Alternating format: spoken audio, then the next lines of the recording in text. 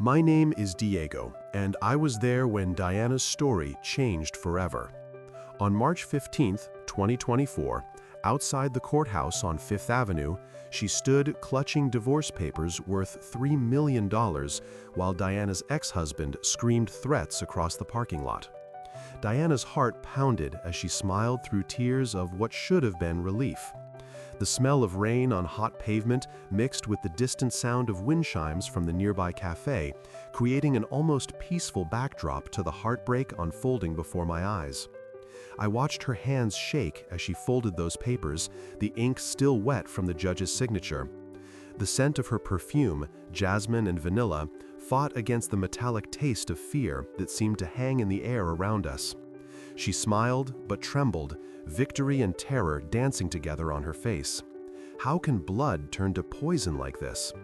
What nobody knew was that Diana's ex-husband had been planning his revenge for months. And those divorce papers she held so tightly were about to become her death warrant. For years, her husband always locked her out of their financial accounts, their social circles, even their own bedroom when his rage consumed him. Now, with nothing left to control, the restraining order meant nothing to a man who'd already lost everything, and I was the only witness to what he whispered in that parking lot, words that would haunt me forever. The smell of morning coffee filled the kitchen as Diana cracked eggs into the ceramic bowl, the familiar ritual of Sunday breakfast unfolding in their cozy suburban Denver home. Golden sunlight streamed through the checkered curtains, casting warm patterns across the granite countertops where she'd prepared countless meals over their 20-year marriage. The sound of birds chirping outside mixed with the gentle sizzle of bacon in the cast-iron skillet, sounds that had become the soundtrack of their weekend mornings. "Honey, you're making those perfect pancakes again," Michael called from the living room, his voice carrying over the drone of the television where ESPN was already discussing the upcoming Broncos game. "I swear you could open your own diner." Diana smiled, whisking the batter with practiced ease. "Oh my God, you say that every Sunday," she replied, though warmth spread through her chest at his familiar praise. After 2 decades together, these small moments still mattered. The kitchen had always been her domain, just as the garage had always been his, 2 separate kingdoms in their shared castle. She flipped the golden pancakes, watching bubbles form and pop on the surface, thinking about how predictable their life had become. Michael would spend the afternoon tinkering in his locked garage workshop while she caught up on laundry and meal prep for the week. He was always working on some project out there, claiming he needed absolute quiet to concentrate on his contractor business paperwork and tool maintenance. The locked garage had never bothered her before. Everyone deserved their own space, their own sanctuary. The bacon popped and crackled, filling the air with its smoky aroma as Diana arranged everything on their good china, the set they'd received as a wedding gift from her mother. She could hear Michael's footsteps approaching, his work boots heavy against the hardwood floors, even on weekends. He appeared in the doorway, still wearing his favorite flannel shirt, hair slightly mussed from sleep. "Smells incredible in here," he said, wrapping his arms around her waist from behind and pressing a kiss to her neck. "What would I do without you?" "Probably survive on cereal and takeout," Diana laughed, leaning back against his familiar warmth. "Speaking of which, I was organizing our tax documents yesterday, and I noticed something." She felt him tense slightly behind her. "Oh yeah? What's that?" "You've been spending quite a bit on garage supplies and tools lately. Hardware store receipts, some equipment rental fees I didn't recognize." She turned in his arms, studying his face with curious eyes. "Are you working on something big out there? A surprise project, maybe?" Michael's smile faltered for just a fraction of a second before returning full force. "Just upgrading some of my contractor equipment, sweetheart. You know how it is. Gotta spend money to make money. Business has been good, so I figured it was time to invest in better tools." Diana nodded, accepting his explanation as she always did. Michael handled all the business finances, just as she managed the household budget. It was a system that had worked for 20 years. She served the pancakes, golden and fluffy, alongside the crispy bacon and scrambled eggs, creating the perfect American breakfast they'd shared countless Sundays before. They ate in comfortable silence for a few minutes, the morning news playing softly in the background. Diana found herself studying her husband's profile as he cut his pancakes into precise squares, a habit she'd always found endearing. His strong jaw, the silver threading through his dark hair at the temples, the calloused hands that spoke of years of honest work. "I was thinking," she said carefully, "maybe I could help you organize the garage sometime. I know you like your space, but with all those new tools and equipment, you might need an extra pair of hands to sort everything." Michael's fork paused halfway to his mouth. "That's sweet of you, Diana, but you know how I am about my workspace. Everything has its place, and I've got my own system. I wouldn't want you to feel overwhelmed by all the contractor chaos out there.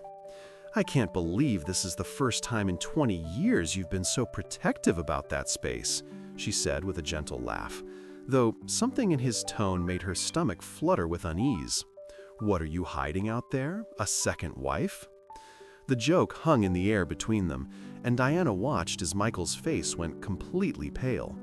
His coffee mug trembled slightly in his hands before he set it down with deliberate care. Thought, the way he looked at her in that moment, like she'd accidentally stumbled upon a truth he'd spent years burying, made her heart sink with a dread she couldn't name. "Don't be ridiculous," he said finally, but his voice carried a strange quality she'd never heard before. "You know you're the only woman for me." But as Diana looked into her husband's eyes, she realized that after 20 years of marriage, she might not know Michael at all. The phone call came on a Tuesday morning while Diana was watering her petunias on the front porch. The birds chirping in the oak trees suddenly felt too cheerful, too oblivious to the words crackling through her cell phone speaker. "Mrs. Diana, this is Memorial Hospital. Your husband Michael was brought in about 20 minutes ago." The ceramic watering can slipped from her hands, shattering against the concrete steps. Water pooled around the broken pieces like tears she hadn't yet begun to shed. Michael was gone before she reached the hospital. Heart attack at the construction site, they said. Quick and painless, they promised. But nothing about the following days felt quick, and everything hurt with the sharp persistence of a splinter buried too deep to extract. The living room filled with casseroles and condolences. Mrs. Henderson from down the street brought her famous apple pie, the golden crust still warm and fragrant with cinnamon. Preserve the original language of the text with mechanical gratitude, stacking the dishes on her kitchen counter like edible monuments to a grief she couldn't yet fully comprehend. "You don't have to handle everything alone," Robert said, settling beside her on the couch where she'd been staring at sympathy cards for the better part of an hour. Her brother had driven down from Portland the moment he heard, his usual skeptical expression softened by genuine concern. "I keep thinking he'll walk through that door," Diana whispered, fingering the edge of a card decorated with lilies. 20 years of marriage, and I still reach for his coffee mug every morning." Robert squeezed her shoulder. "The funeral home needs those financial documents tomorrow. Bank statements, insurance policies. Do you know where Michael kept everything?" Diana nodded toward the oak desk in the corner. Filing cabinet, bottom drawer. He was meticulous about paperwork. She managed a weak smile. Used to tease him about being more organized than a librarian. Cultural reflection. In the living room, surrounded by the scent of apple pie and fresh flowers, grief felt like drowning in kindness. The next morning, Diana sat cross-legged on the hardwood floor, surrounded by manila folders and loose papers. Michael's handwriting covered everything: neat columns of numbers, carefully labeled tabs, receipts paper-clipped to corresponding statements. Even in death, his attention to detail felt like a gentle hand guiding her through the chaos. She found their joint checking account statements first, recognizing the familiar rhythm of their shared financial life. Mortgage payments, grocery bills, her subscription to Better Homes and Gardens. Then the savings account they'd opened for their dream vacation to Europe, a trip they'd been planning for next spring. But tucked behind their insurance policies, she discovered something that made her heart stutter against her ribs. Another savings account statement. Michael's name only. An account she'd never seen before, never heard mentioned in 2 decades of shared dinners and shared dreams. The balance made her dizzy. $47,832. Diana stared at the monthly deposits, each one for exactly $850, dating back 3 years. Regular as clockwork, withdrawn from Michael's business account every month like some secret tithe to a life she knew nothing about. "Oh my God," she breathed, her voice barely audible in the suddenly too quiet room. The fresh grass scent drifting through the open window felt mocking now, too sweet for the bitter taste of discovery coating her tongue. "Oh my God," she breathed, her voice barely audible in the suddenly too quiet room. The fresh grass scent drifting through the open window felt mocking now, too sweet for the bitter taste of discovery coating her tongue. "Oh my God," she breathed, her voice barely audible in the suddenly too quiet room. The fresh grass scent drifting through the open window felt mocking now, too sweet for the bitter taste of discovery coating her tongue. That moment on the living room floor changed everything, trust crumbling like autumn leaves. She called Robert with shaking fingers. "I can't believe this," she said when he answered, not bothering with pleasantries. "Robert, I found something. Michael had another account. $50,000 I never knew existed." The silence stretched long enough that she wondered if the call had dropped. "Diana," Robert said finally, his voice careful and measured, "I think you need to sit down." "I am sitting down, on the floor of our living room, surrounded by papers from a man I thought I knew completely." Her voice cracked. "Where was this money going? What was he paying for?" "My heart sank when I saw those bank statements," Robert admitted. "I was hoping I was wrong, but I always suspected Michael was hiding something. The way he'd changed the subject when you asked about his work trips, how he never wanted family visiting the job sites." Diana's breath caught. "You knew? You suspected and never told me?" "I had no proof, just a feeling. And you were so happy, Diana. You lit up whenever you talked about him." The sympathy cards scattered around her seemed to mock her now. Condolences for a marriage that had apparently been built on foundations she'd never seen, never questioned. Outside, the birds continued their cheerful chorus, oblivious to the fact that her entire world had just shifted on its axis. $50,000. Monthly payments for 3 years. A secret savings account in a 20-year marriage. Diana pressed her palm against the cool hardwood floor, anchoring herself to something solid while everything else she'd believed about her life began to crumble like pie crust between her fingers. The smell of fresh coffee filled the kitchen as Diana stood frozen, staring at the garage door through the window. 3 days had passed since Michael's funeral, and the locked garage had become an obsession that gnawed at her every waking moment. She'd searched through every drawer, every jacket pocket, every possible hiding place in their house. "Where would you hide keys, Michael?" she whispered to the empty kitchen, her voice cracking with frustration. The distant hum of morning traffic drifted through the open window as she methodically went through Michael's belongings again. His toolbox yielded nothing but worn screwdrivers and measuring tape. His nightstand contained only reading glasses and antacids. But then she remembered his old college textbooks stored in the basement, books he'd claimed were too valuable to throw away. Cultural reflection. In marriages, we think we know every corner of our partner's world, every secret drawer and hidden thought.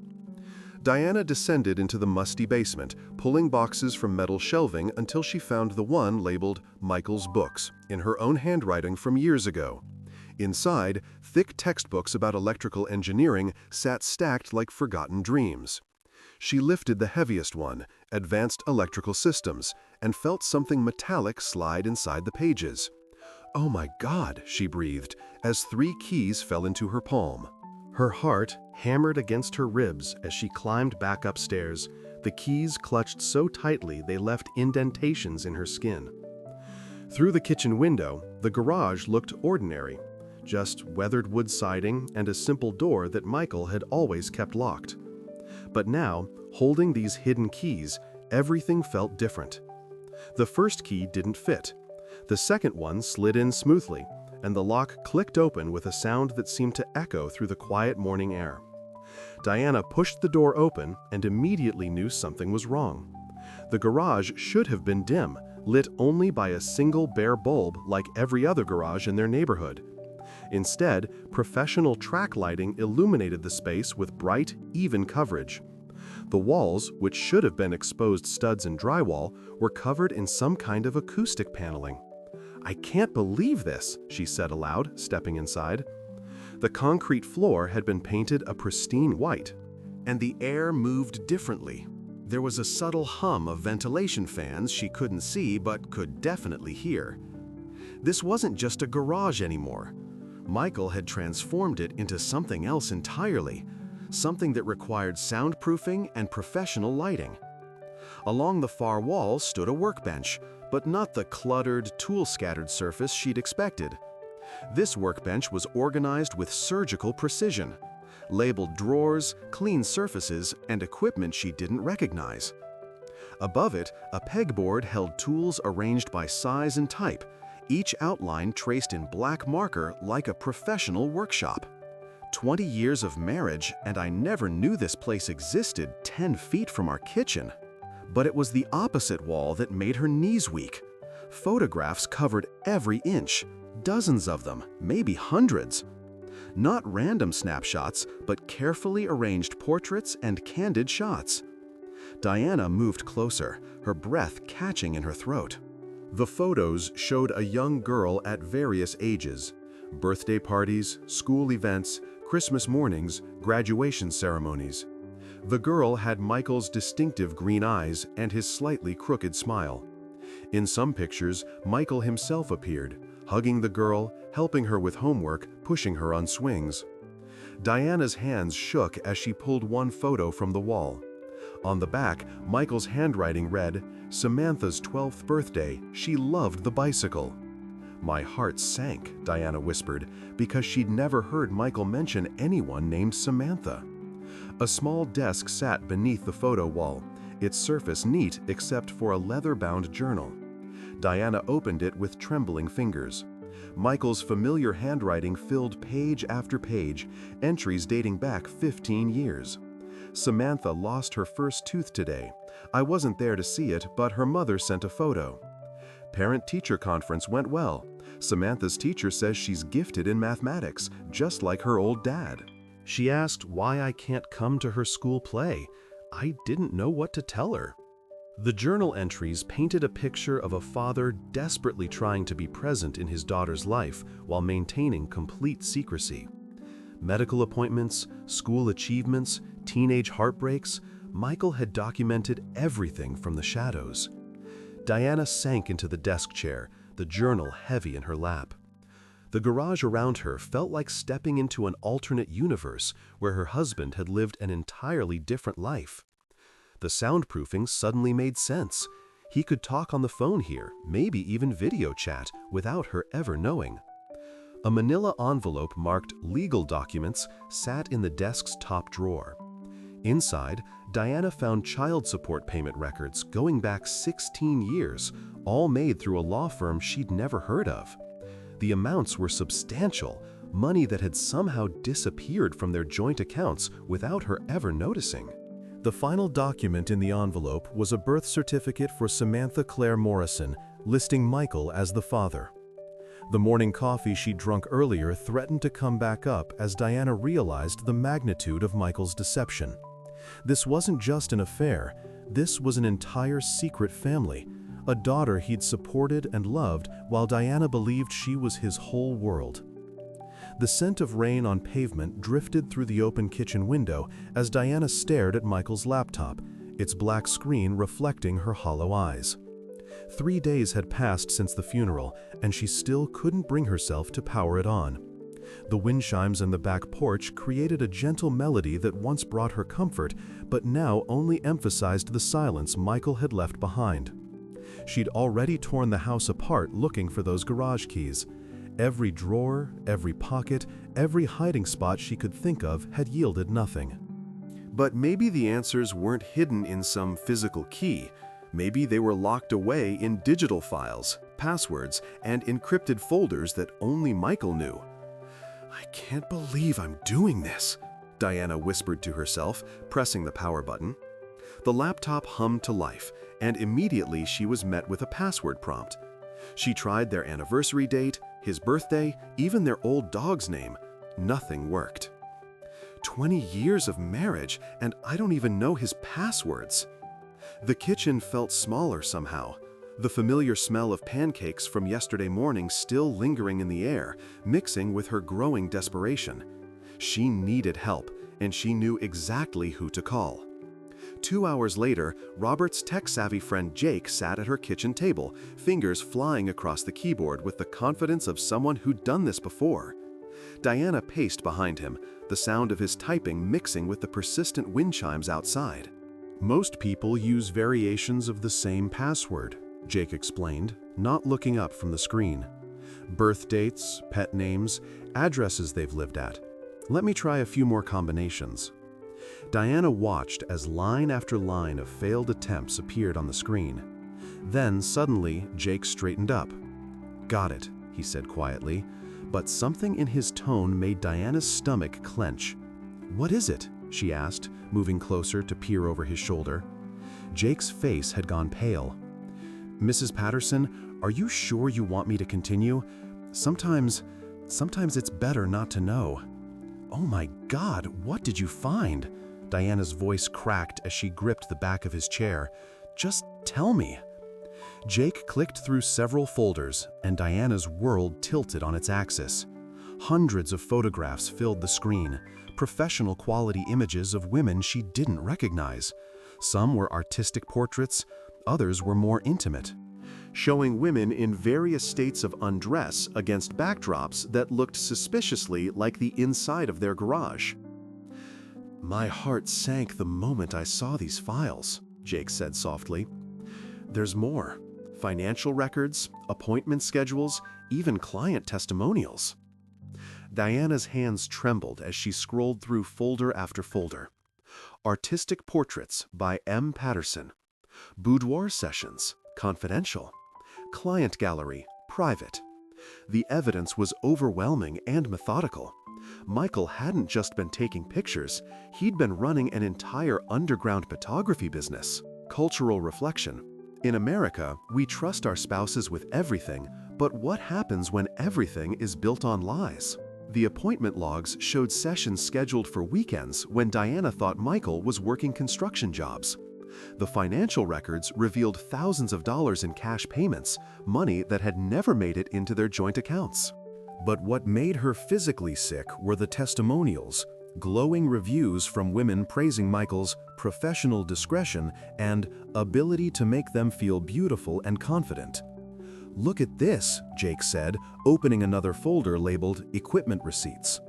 Professional lighting rigs, backdrop stands, high-end cameras, all purchased over the past 5 years. This wasn't some hobby, Mrs. Patterson. This was a full-scale operation. Diana sank into the chair beside him, the weight of betrayal crushing down on her shoulders. The man she'd shared a bed with for 2 decades had been living an entirely separate life, literally feet away from where she parked her car every night. "The garage," she whispered. "That's why he always kept it locked. That's where he was doing all of this." Jake nodded grimly. According to these records, he had regular clients. Some came weekly. Look at this calendar. He was booked solid most weekends. The wind chimes outside grew louder as a storm approached, their once comforting sound now seeming to mock her ignorance. How many Saturday mornings had she made pancakes while Michael was setting up lighting equipment just beyond the kitchen wall? How many times had she waved goodbye to him, believing he was heading to a construction site when he was actually walking straight into their garage to photograph other women? But as Jake continued scrolling, something else caught Diana's eye. Mixed among the client folders was one labeled simply SM Personal. Unlike the others, this folder was password protected with an additional layer of security. "Can you open that one?" Diana asked, pointing at the screen.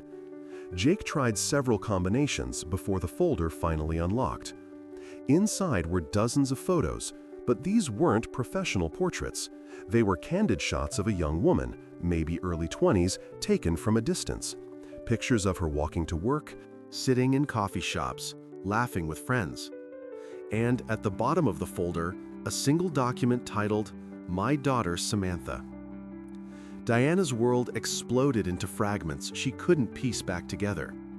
The smell of fresh grass drifted through the kitchen window as Diana sat at her laptop, staring at the screen that had become her obsession.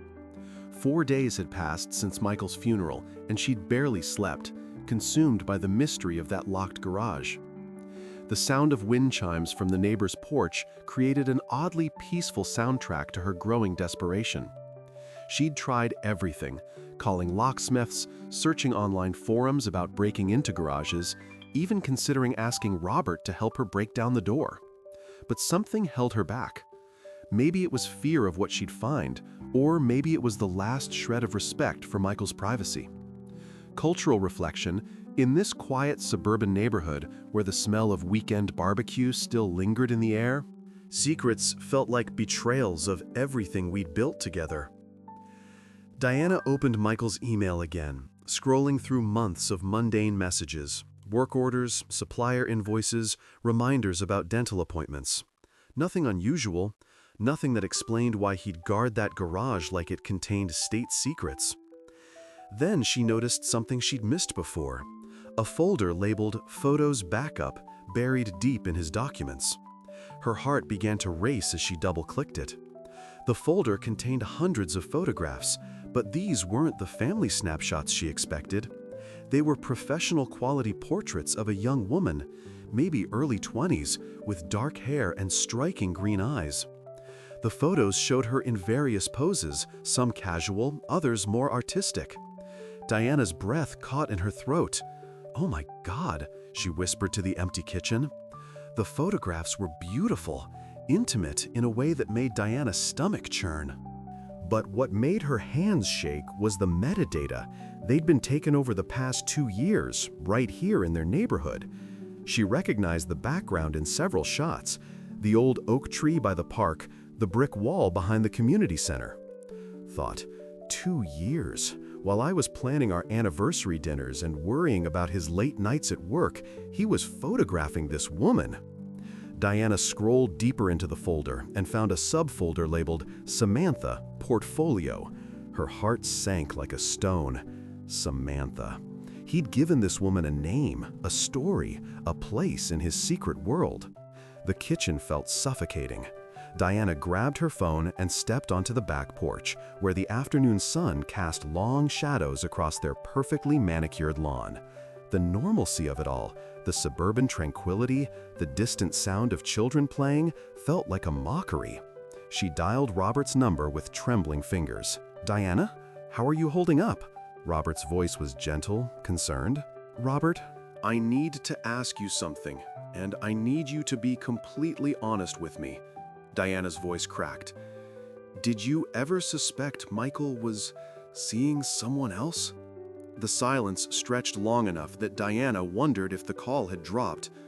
"Diana," Robert said carefully, "what did you find?"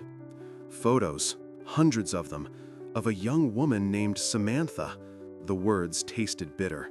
They're not just casual pictures, Robert. They're professional, intimate, and they were taken over 2 years. "I can't believe this," Robert muttered. "I mean, I always thought something was off about those late nights, but I figured he was just working extra jobs. The construction business is tough." Reflection. Standing on that porch where we'd shared countless evening conversations about our future, the betrayal cut deeper than grief. Diana wiped tears from her cheeks. "There's more. The garage, Robert. He kept it locked constantly, and I still can't find the keys anywhere. What if? What if she's connected to whatever he was hiding in there?" "We need to get into that garage," Robert said firmly. "Tonight. I'll bring my tools." As Diana hung up, she noticed something that made her blood run cold. In the most recent photos of Samantha, the background wasn't the park or community center. It was their garage. She could see the distinctive red paint Michael had chosen, the small window with the crack in the corner. The woman had been inside, in the space Michael had forbidden Diana from entering for over a year. Diana's phone buzzed with a text from an unknown number. "I saw the obituary. We need to talk. S." The phone slipped from Diana's numb fingers, clattering onto the porch boards. The sound of wind chimes seemed to mock her now, their gentle melody a stark contrast to the storm raging in her chest. Samantha knew Michael was dead, which meant she'd been more than just a photography subject. She'd been part of his life in a way that Diana, his wife of 20 years, had never suspected.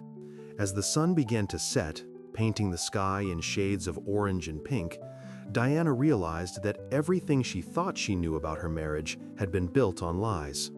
And tomorrow, when Robert helped her break into that garage, she'd finally learn the truth about the man she'd loved and lost. The smell of morning coffee filled the house as Diana finally made her decision. She'd spent the entire night planning what she would say, how she would reveal everything she discovered in that locked garage.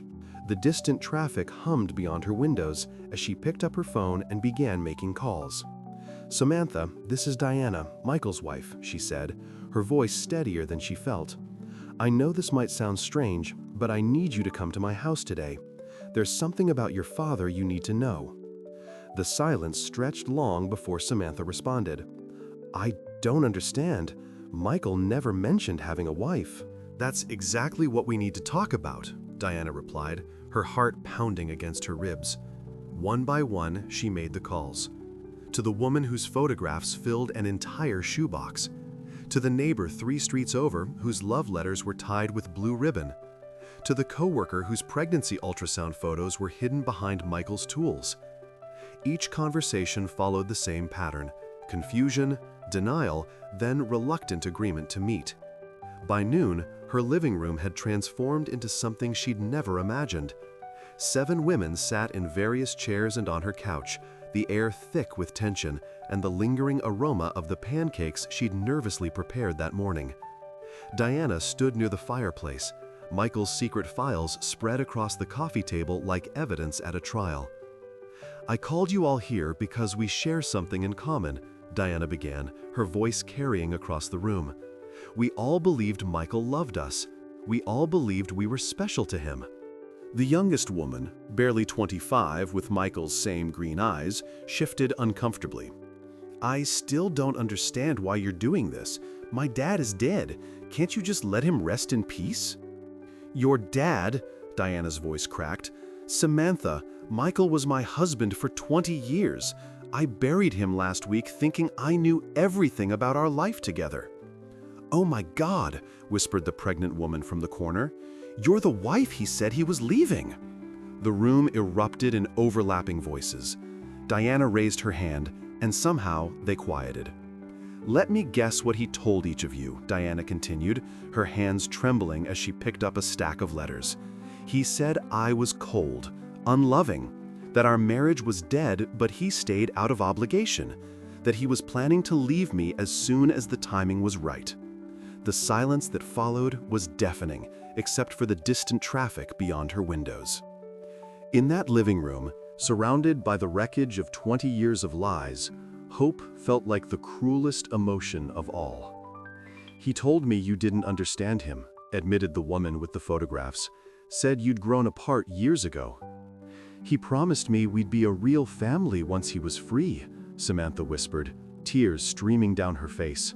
"I waited my whole life for him to choose me over his obligations." Diana's heart sank as she listened to each woman share their story. Michael had been methodical in his deception, crafting individual narratives that painted Diana as the obstacle to their happiness, while positioning himself as the devoted but trapped romantic. "The garage," Diana said, suddenly remembering. "He always kept it locked. I found all of this after he died. Photos, letters, financial records. He was supporting 3 different households and had been for years. "I can't believe this," the coworker said, her hand instinctively moving to her rounded belly. He said this baby would finally give him the reason he needed to start over. The youngest woman, another daughter Diana now realized, stood abruptly. "This is insane. You're all insane. My father loved me. He came to my graduation, my birthday parties. He was there." "While telling me he was working late," Diana said softly, "while I cooked dinner for 2 and ate alone."